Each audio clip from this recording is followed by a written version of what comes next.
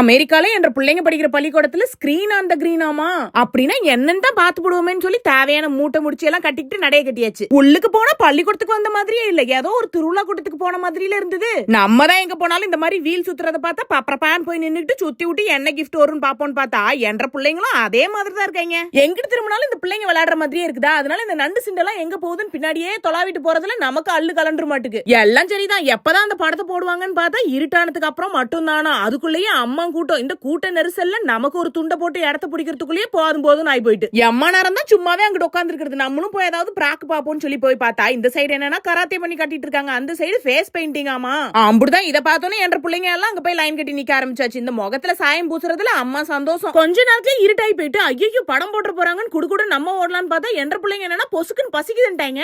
அப்படியே பக்கத்துல பார்த்தா ஃபுட் ட்ரக் ரைட்டு. அப்புறம் ஏன் பசிக்காது? எல்லாத்தையும் வாங்கிட்டு பசங்க இந்த பொம்மை படத்தை பார்க்க ஆர்வமா போயிட்டாங்க. நமக்கு தான் கண்ணு ஒரு சைடா சொருக கிளம்பிட்டு.